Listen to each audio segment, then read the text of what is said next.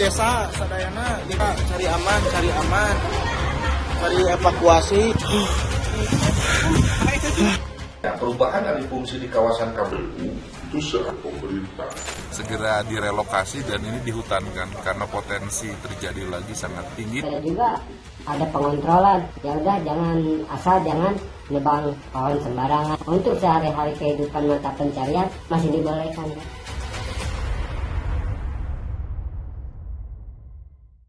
Cuaca ekstrim di Cisarua, Bandung Barat berujung petaka. Lereng gunung yang longsor menimbun puluhan rumah. Banyak warga kehilangan orang yang mereka cintai. Selain faktor cuaca, belakangan muncul pertanyaan tentang bagaimana manusia memperlakukan ruang hidupnya. Alih fungsi lahan diduga menjadi salah satu penyebab parahnya dampak tanah longsor. Benarkah demikian? Saudara simak penelusuran kami dalam booster investigasi kali ini. Tragedi Cisarua, tanggung jawab siapa? Sabtu dini hari, 24 Januari 2026. Hujan badai turun tanpa henti di Cisarua, Bandung Barat, Jawa Barat. Tanah yang selama puluhan tahun menjadi pijakan mendadak jadi ancaman. Lereng Gunung Burangrang di Cisarua, Bandung Barat runtuh. Sekejap, tanah bergerak, rumah hilang, dan nyawa melayang.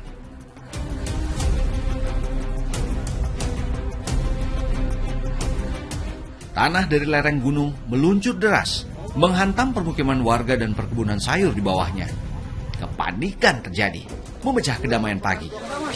Ya Allah, cing disaralametkeun ya Allah. Ya musibah ya Allah. Legok teh mah beak kata. Pagi harinya warga berkumpul melihat longsoran yang menerjang Bukit Pasir Langu sepanjang ratusan meter di Kecamatan Cisarua, Kabupaten Bandung Barat. Sedikitnya 3 dusun di Desa Pasir Langu terdampak longsor yang paling parah. Hingga Jumat 30 Januari, tercatat 56 orang tewas.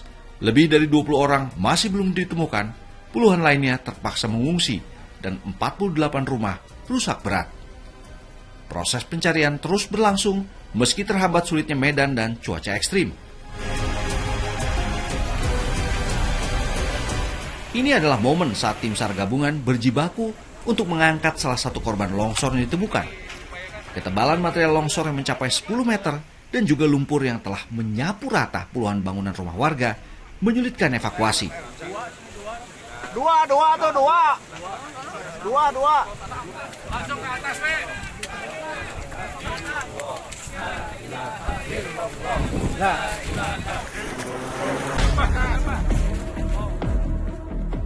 Sementara itu di Puskesmas Pasir Langu, isak tangis tidak terbendung.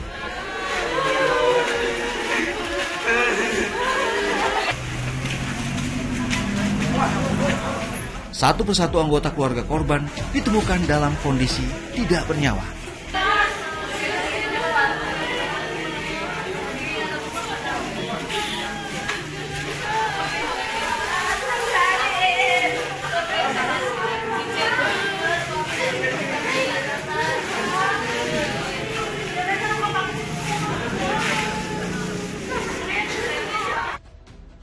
Bagi sebagian warga, longsor ini bukan sekedar bencana. Ia meninggalkan luka yang tidak akan hilang.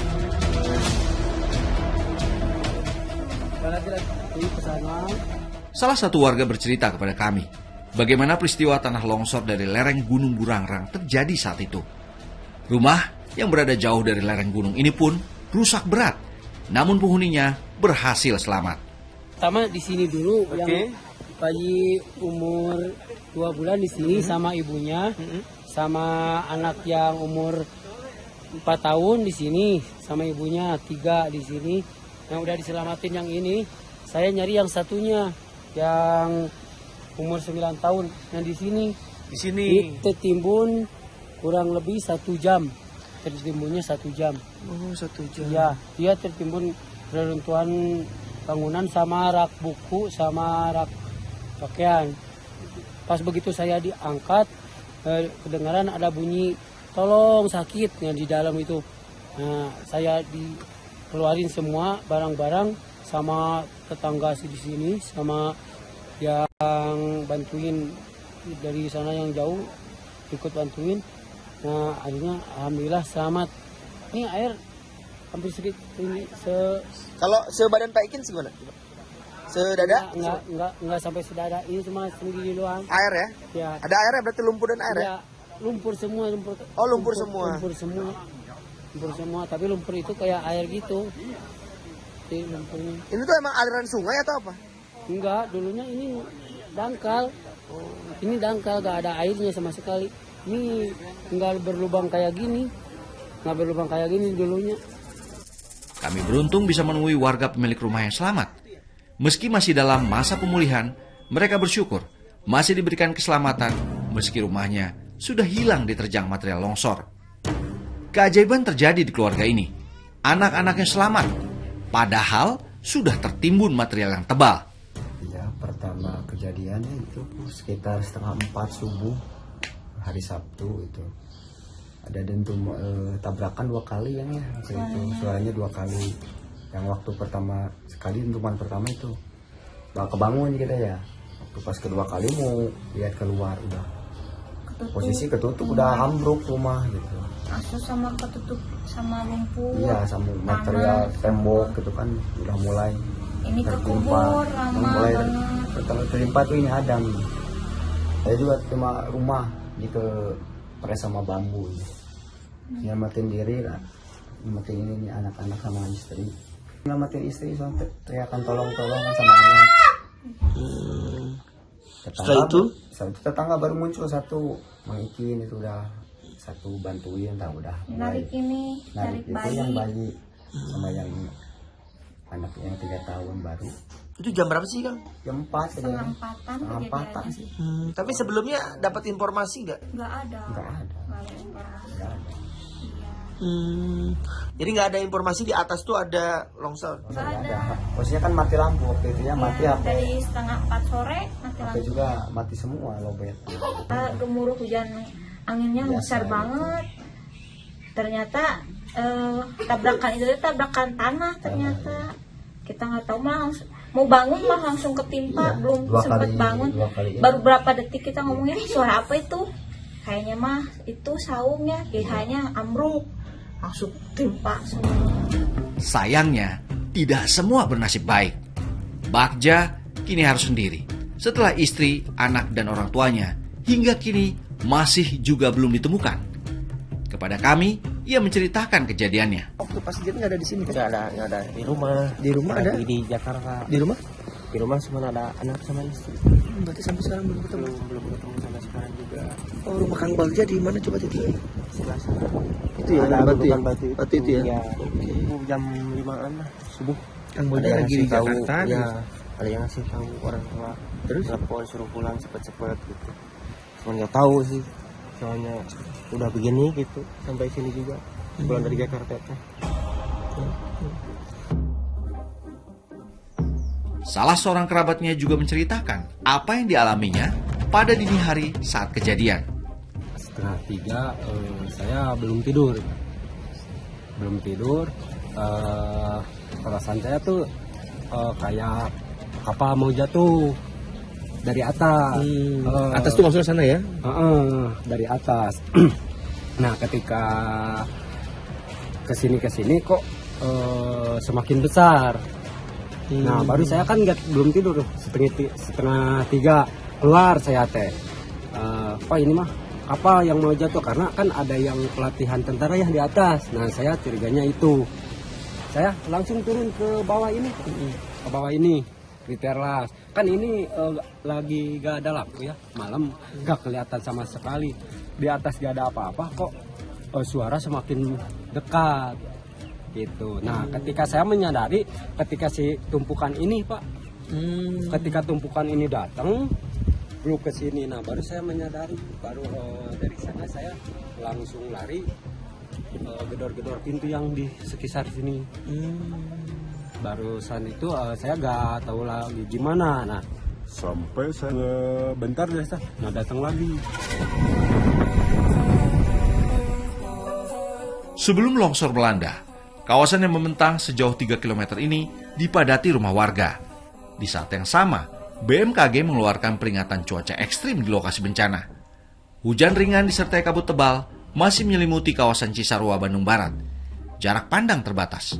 Fenomena ini disebabkan karena curah hujan masih tinggi, meski cuaca di lokasi longsor telah dimodifikasi sejak 25 Januari lalu. BMKG mengeluarkan peringatan agar tim SAR yang sedang berupaya mencari para korban longsor harus lebih berhati-hati. Sebab potensi hujan lebat yang terjadi dalam beberapa hari ke depan dikhawatirkan memicu longsor susulan. Kita mewaspadai itu terjadi, kalau itu terjadi, karena memang longsor kemarin adalah dipicu dengan adanya hujan intensitas lebat pada hari sebelumnya, pada hari Jumatnya, sehingga hal potensi susulan itu saya rasa memang sangat perlu untuk diwaspadai, terutama dari tim-tim yang evakuasi. Kadang kan kata juga ada pengontrolan, ya udah jangan nebang pohon sembarangan. Untuk sehari-hari kehidupan mata pencarian masih dibolehkan.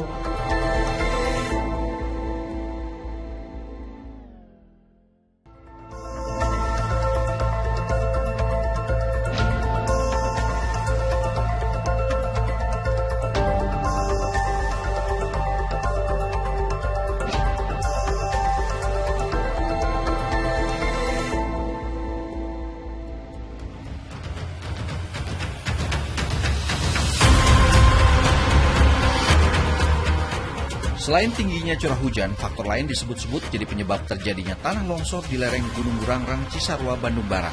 Salah satunya adalah terjadinya alih fungsi lahan dari lebatnya hutan menjadi perkebunan sayur.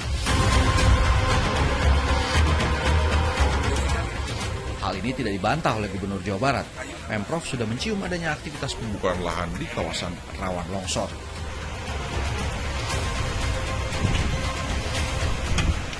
Kita ingin secara bertahap untuk mengangkat jenazah dan setelah itu merecovery lingkungan di sini. Penyebabnya Pak?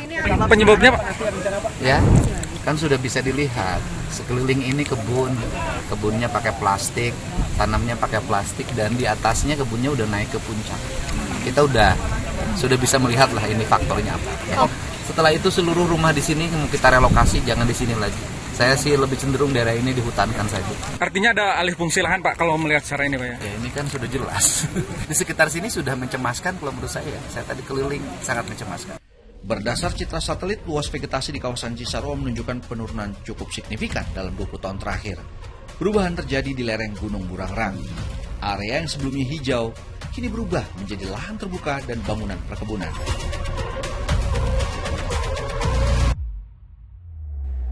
Tidak semuanya kesalahan warga setempat. Sudah sejak lama, warga di sini memang bertani sayur sebagai mata pencarian.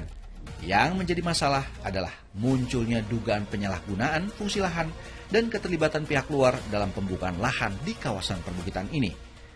Kami tidak lagi menduga pembiaran itu seakan dilegitimasi. Dengan apa parameternya? Dengan keluar izin. Artinya perubahan alih fungsi di kawasan KBU gitu ya, secara menyeluruh ya, termasuk misal Kabupaten Bandung Barat yang terus mengikuti ekspansi investasi seperti kabupaten lainnya, itu seakan dilegitimasi oleh pemerintah. Jadi pemerintah itu tidak hanya abai dan melakukan pembiaran, tapi bahkan memperkuat legitimasi. Dengan parameter apa? Landasannya memperkuat keluarkan izin. Padahal ada 2 perda gitu ya, dan beberapa peraturan lainnya yang mengatakan bahwa kawasan tersebut itu sebagai fungsi pelindung, fungsi daerah resapan air, dan fungsi konservasi. Dingin yang menggigit saat malam di wilayah ini tidak menyurutkan upaya kami mencari kejelasan dan fakta atas rumor tersebut. Akhirnya, dari salah seorang warga yang sehari-harinya bertani, kami mendapat informasi berharga. Karena ini kan pendekatan dengan kampung, jadi termasuk kita ngambil yang wajar-wajar aja gitu. Kadang kan kata juga ada pengontrolan, ya udah jangan nebang pohon sembarangan yang alam gitu. Tapi kan kosong, cuman rumput doang. Tapi kalau dimanfaatin sama warga, sok aja boleh saja gitu. Tapi bukannya jangan diperjualbelikan. Untuk sehari-hari kehidupan mata pencarian masih dibolehkan. Ia tidak membantah ada kehadiran sejumlah pihak luar yang membuka lahan di desanya. Tapi ia menegaskan pembukaan lahan tidak meluas ke hutan dan hanya berada di wilayah permukiman warga. Sini gitu. Jadi sebenarnya udah dekat sih, ini nggak terlalu naik sih perkebunan mah. nggak gunung-gunung amat, makanya kok bisa gini kan. Itu si pohon-pohon masih lebat Kak. Ada juga yang longsor besar, gimana karena si pohon gundul, si tanaman mati kan pastilah otomatis kena. Tapi ini kan kok bisa gini gitu. Meski belum ada keterangan resmi yang memastikan keterlibatan pihak tertentu, peristiwa tanah longsor yang terjadi di lereng Gunung Burangrang jelas merupakan persoalan lingkungan yang besar. Nah, 2025 kemarin kami mendesakkan untuk segera melakukan audit lingkungan. Itu harga mati. Karena biar tahu daya dukung daya tampung KBU itu seperti apa. Apakah masih mendukung atau sudah melampaui. Gitu ya.